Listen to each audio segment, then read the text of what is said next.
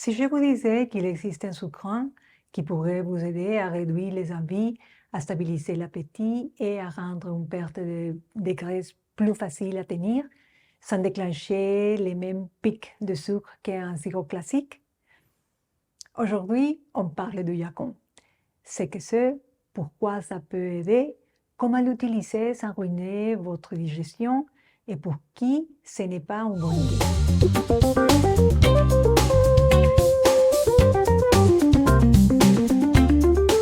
Petit avertissement, ce n'est pas un produit miracle. Si vous dormez 5 heures, que vous mangez peu de protéines et que vous grignotez toute la journée, le yacon ne va pas annuler ça. Par contre, si votre gros problème c'est j'ai envie de sucre, je craque le soir, j'ai du mal à tenir un déficit, alors le yacon peut être un outil intéressant. Le yacon, c'est une racine originaire des Indes. On le trouve souvent sous forme de sirop de yacon, parfois en poudre. La différence clé avec un sirop classique, c'est son type de glucides. Il contient beaucoup de fructooligosaccharides, souvent abrégés FOS, et de l'inuline. Et ça, c'est important parce que les FOS et l'inuline se comportent davantage comme des fibres prébiotiques que comme du sucre rapide. Pourquoi ça peut aider pour la perte de graisse? Sa magie. La perte de graisse, finalement, c'est surtout être en déficit calorique sur la durée et surtout réussir à le tenir. Le yacon peut aider certaines personnes sur 3 leviers. D'abord, la satiété et l'appétit.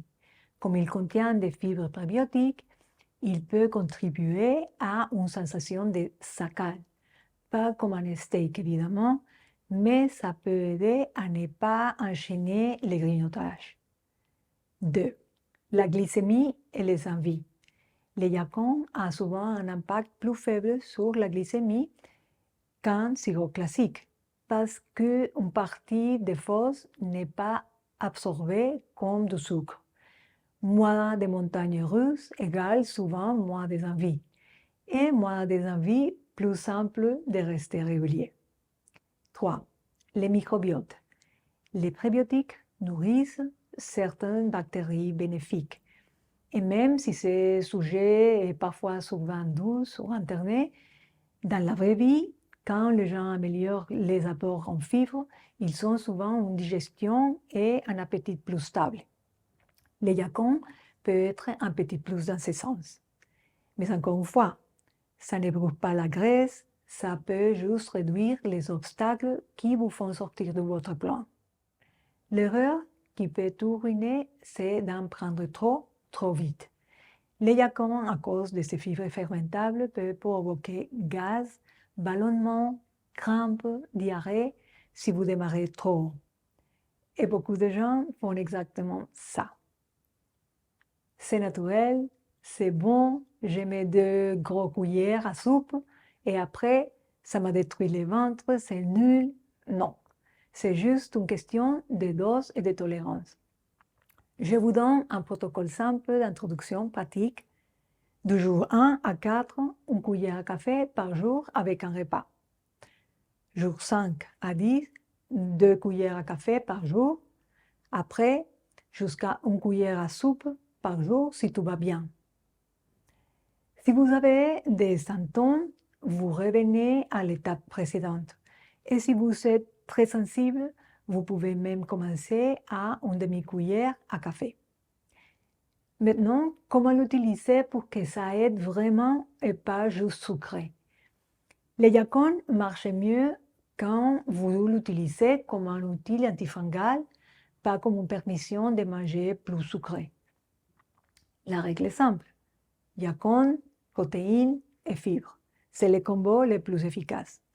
Je vous donne quelques exemples concrets. Yaourt grec nature sans sucre, et avec une cuillère à café de yacon et un peu de cannelle. Et quelques graines de chia. Ou bien du fromage blanc ou cottage avec quelques noix et un petit filet de yacon.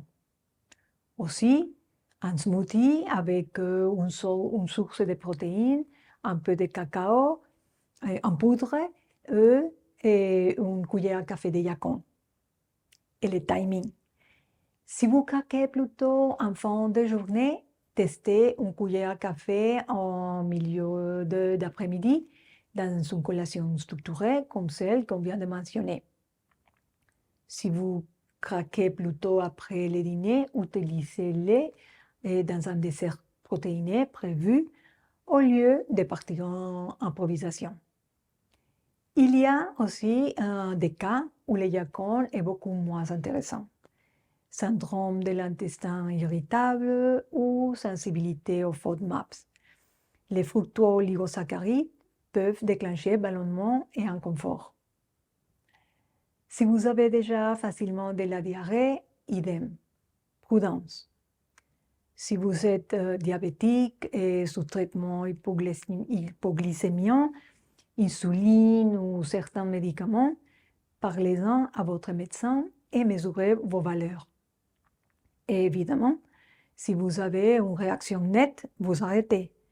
Aucun aliment ne vaut un ventre en vrac. Maintenant, comment savoir si ça marche chez vous? Au lieu de juger les yacons sur le marketing, jugez-le sur 3 questions simples sur 2 à 4 semaines. Est-ce que mes envies diminuent? Est-ce que je grignote moins? Je tiens mieux mon plan? Est-ce que ça se reflète sur ma régularité, mon tour de taille, mon poids? Si oui, gardez-les comme un outil. En tout cas, dans la mesure du possible, utilisez un glucomètre pour voir votre réponse réelle à ce sucre. Et souvenez-vous, les yacons ne remplacent pas le sommeil, une dose suffisante de protéines, votre activité quotidienne, ni surtout un plan que vous pouvez tenir. Si vous voulez que ça ne soit pas juste un petit tip isolé, mais une stratégie complète et personnalisée pour votre corps, allez sur mon site et découvrez mon programme Équilibre, un programme de nutrition personnalisée où j'intègre des aliments que j'ai étudiés à profondeur, comme les yacons, dans un plan concret pour la taille, l'énergie et le contrôle des envies. Je vous laisse les liens dans la description. Si vous avez trouvé cette vidéo utile, merci de la partager et de me laisser un like. Abonnez-vous à ma chaîne et activez la petite cloche pour recevoir des notifications. À bientôt!